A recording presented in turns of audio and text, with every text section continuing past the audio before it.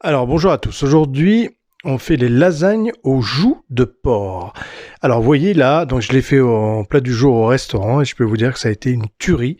On a eu que des méga compliments. Alors vous allez voir, c'est extrêmement goûteux, extrêmement bien. Donc là, vous voyez, j'ai reçu les joues de porc. Dès que vous allez chez le boucher, vous demandez des joues de porc, vous les mettez dans une casserole. Bon là, bien sûr, c'est pour une grosse quantité, bien évidemment.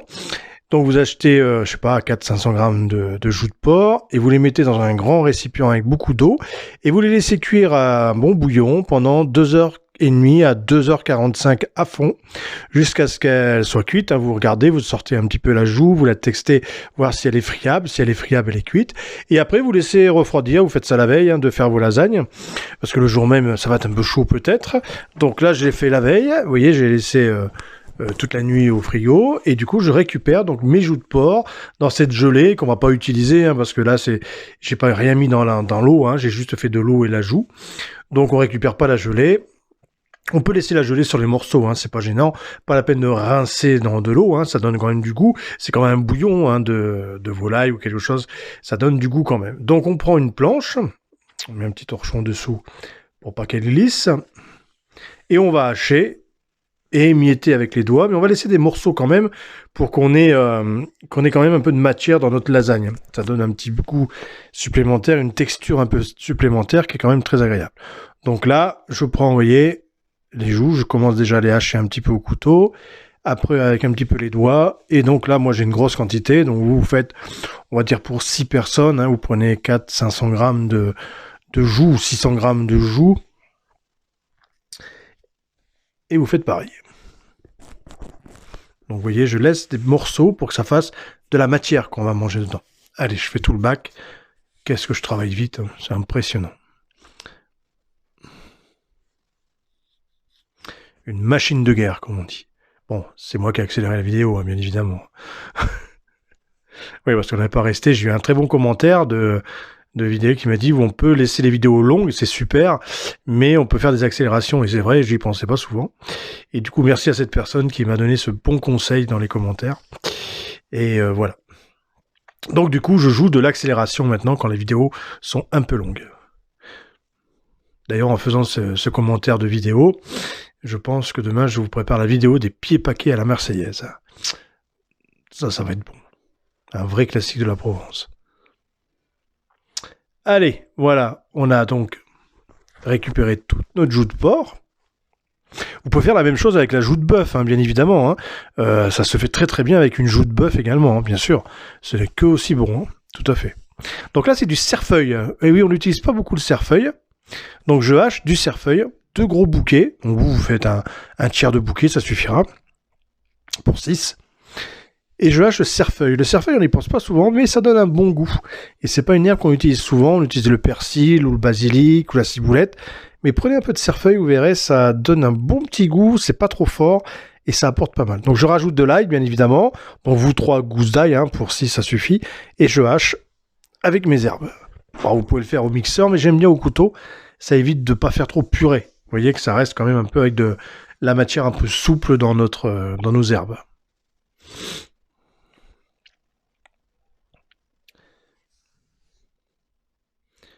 Oh, c'est super en accéléré, franchement. Voilà. Allez, on va mettre ça donc avec notre jus de porc, bien sûr.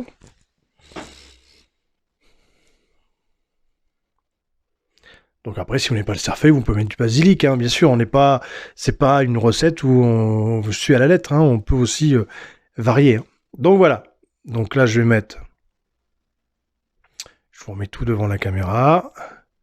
Voilà. Donc j'en mets quand même pas mal. Vous avez vu, on garnit bien quand même d'herbe et d'ail quand même, que ce soit bien goûteux, bien relevé, parce que c'est ça qui donne le goût en fait à toute votre lasagne. Tout à fait. Si vous mettez peu, vous n'aurez pas beaucoup de goût. Voilà, donc il faut bien relever tout ça. Donc là, on va y mettre des épices. Alors je vais vous dire les épices que j'ai mis. Vous pouvez très bien mettre les vôtres, bien sûr. Donc avant, on va saler, poivrer. Parce que quand vous faites le fond, quand vous cuisez pendant 2h45 les joues de bœuf, vous salez pas l'eau. Vous laissez l'eau neutre, surtout pas de sel, parce que comme ça réduit souvent, ça condenserait trop en sel et vous aurez quelque chose de trop salé. Donc surtout quand vous faites cuire à l'eau, vous mettez pas. Voilà. Donc là, c'est un épice cajun. un mélange d'épices cajun, hein, de chez Ducrot. Bon, ils ne payent pas, mais c'est nos voisins, ils sont de la région, donc on leur fait un peu de pub quand même, hein, et puis ils en ont pas besoin, mais bon. Je l'avais déjà rencontré. Donc là, c'est un mélange italien.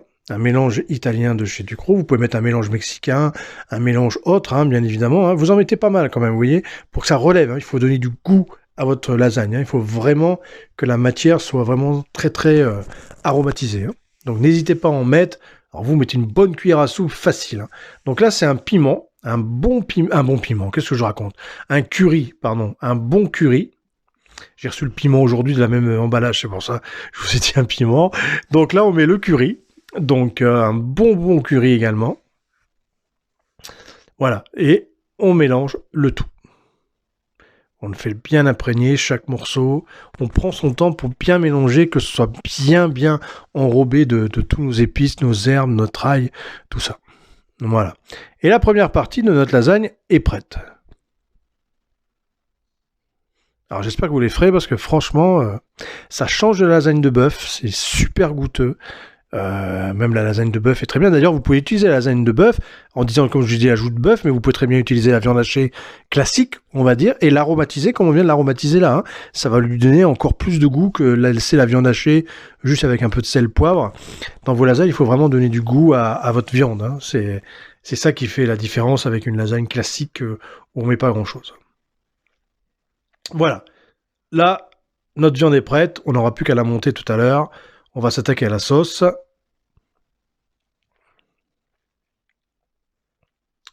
Alors la sauce. Donc là, je vais mettre pas mal de beurre. Je vais faire 2 litres de béchamel. Donc moi, je mets quand même bien 200 grammes de beurre. Hein. Je mets 100 grammes de beurre au litre. Hein. Et je mets 100 grammes de farine au litre également. C'est temps pour temps en fait. Hein. Donc n'hésitez pas. Donc vous faites fondre le beurre, vous mettez la farine. Bon alors moi j'ai l'œil, hein, je vois la texture. En fait votre roux, il faut pas qu'il soit compact. Vous savez, souvent on fait un roux et la pâte elle devient comme un crumble, c'est des gros morceaux, ça se fond pas. Il faut pas faire des roux. Si vous faites des roux, c'est que vous avez mis trop de farine. Donc vous mettez vraiment un roux qui reste souple. Et quand vous mettrez le lait, il va se dissoudre facilement dans votre béchamel, dans votre lait, et il fera pas de grumeaux. Et si vous mettez quelque chose de trop compact en roux, et ben vous aurez des grumeaux, quoi. Voilà. Alors souvent on dit ouais mais je mélange pas assez vite, il y a des grumeaux. Non, bah faites un roux comme vous avez là, vous voyez, un roux relativement souple et ça marchera très bien. Et au lieu de mettre 70 grammes comme on vous dit souvent au litre, mettez 100 grammes, comme ça vous êtes sûr que votre béchamel va bien prendre. Vous allez voir la texture qu'elle a, elle a une texture parfaite. Donc mettez 100 grammes, 100 grammes.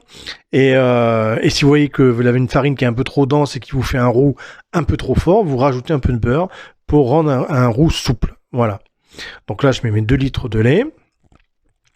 La cuisine, c'est souvent visuel à force de la faire. Après, vous savez que souvent, il y a trop de choses qui vont pas ou un truc qui va pas.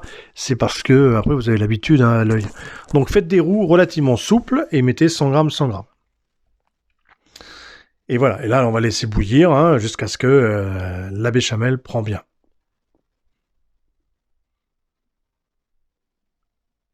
Bon, salon poivre, hein, bien sûr, toujours. Hein, vous voyez, je sale les viandes, je sale les sauces. Il faut toujours assaisonner pour que c'est du bon goût.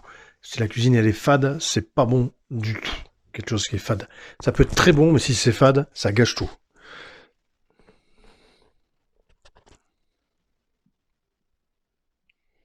Voilà. Notre béchamel est prête. Vous voyez? Elle est souple, elle est bien assez solide. Elle est parfaite. Voilà, comme ça vous avez la recette de la béchamel en même temps.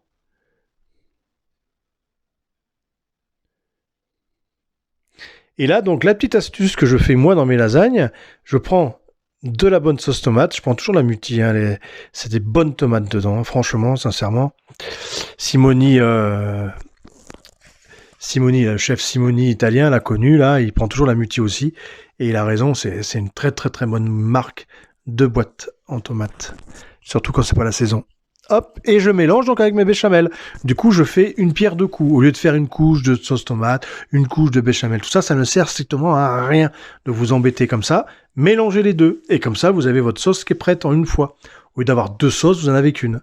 Et vous gagnez beaucoup de temps. Et en même temps, ça donne autant de goût. Et ça change rien. Donc voilà.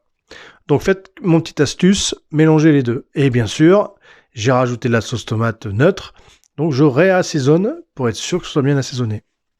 Et là, on va pouvoir monter notre lasagne. Et je rajoute, les herbes de Provence. Eh oui, ça reste une sauce tomate.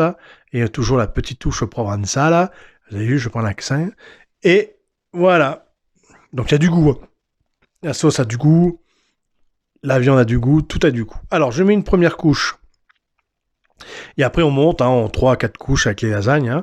Je mets d'abord un peu de sauce au fond. Je ne mets pas directement les feuilles dedans. Voilà, je mets du jus pour que ce soit bien humidifié.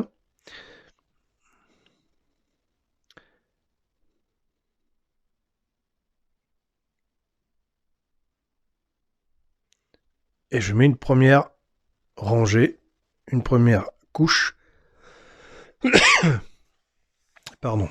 C'est pas le Covid, souvent maintenant dès qu'on tousse, ça y est, on est malade, on a le Covid, on regarde de travers, on a le Covid, enfin bref, j'ai rien du tout. Alors, donc là, je mets la sauce, une première couche, je remets de la sauce.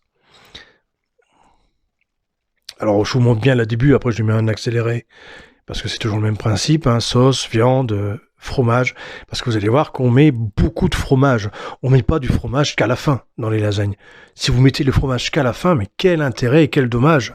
Il faut que ça coule de fromage à l'intérieur aussi, que ce soit bien fondant.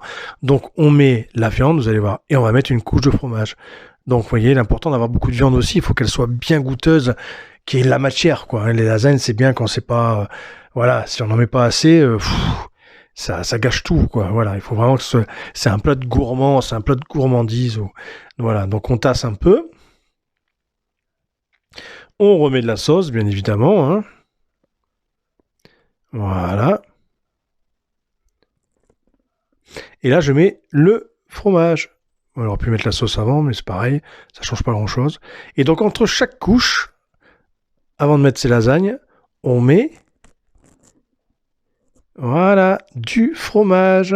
Donc vous avez vu la petite astuce que moi j'ai, je mélange les deux sauces, béchamel, sauce tomate, et je mets du fromage entre chaque. Voilà, tac, tac, tac, on remet les lasagnes, la sauce, la viande, le fromage. Et sur la dernière couche, par contre, je mets pas de lasagne. Vous savez, souvent à la fin, on finit avec une couche de lasagne. Moi, je finis avec une couche de viande. Parce que c'est là où, quand vous coupez, vous êtes emmerdé, excusez-moi du terme, mais vous êtes emmerdé parce que c'est trop dur. Et du coup, vous cassez souvent la part de lasagne. Donc, mettez à la fin que de la viande. Et comme ça, vous pouvez couper avec un couteau déjà à travers vos tranches et ça se coupera beaucoup plus facilement. Que si vous finissez par une tranche de lasagne, vous avez quelque chose de très dur, qui a séché en fait. Et du coup, c'est pénible à couper. Donc, finissez toujours par de la viande. Et comme ça... alors je vous ai dit tout à l'heure, mais vous pouvez très bien faire avec du poisson. Vous pouvez prendre un bon cabillaud, l'émietter et faire la même chose. Avec un cabillaud, ça marche aussi très très bien pour faire des lasagnes de poisson. Cabillaud, saumon aussi, ça marche très très bien. Donc vous pouvez aussi vous amuser à faire avec un poisson. Bien évidemment, je vous dis ça parce que voilà. Donc là, écoutez, on arrive à la fin, on remet de la sauce. Bien de la sauce, parce que et après on va le mettre au four donc à 200 degrés à peu près pendant bien 50 bonnes minutes. Facile, jusqu'à ce que ce soit bien doré, qu'on voit que la lasagne s'enfonce facilement. Bon, la viande est cuite, tout ça est cuit déjà. Donc 50 minutes à 190-200 degrés, c'est très bien. Et après, il n'y aura plus qu'à la manger, nous verrons le résultat final. J'avais déjà envoyé 2-3 portions et j'avais oublié de filmer, donc vous verrez la lasagne déjà entamée à la fin, mais c'est pas grave. Vous verrez comme ça à l'intérieur, comme c'est gourmand, c'est moelleux. Donc là, je remets bien du fromage. On n'hésite pas sur le fromage à acheter kilo. Le kilo de fromage, facile. Voilà. Et maintenant, on l'emmène au four. Donc 190-200 pendant, on va dire, 45-50 minutes. Voilà. Et voilà, vous voyez, elles sont bien dorées, elles ont bien absorbé le jus.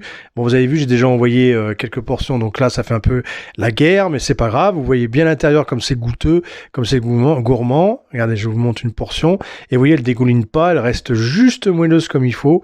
Elles sont parfaites. Et voilà, il n'y a plus qu'à se régaler. Alors, je vous garantis que c'est une tuerie, essayez-les. Allez, à bientôt pour d'autres recettes. N'hésitez pas à parler de ma chaîne, à faire des abonnés et à commenter. À bientôt et merci à vous encore.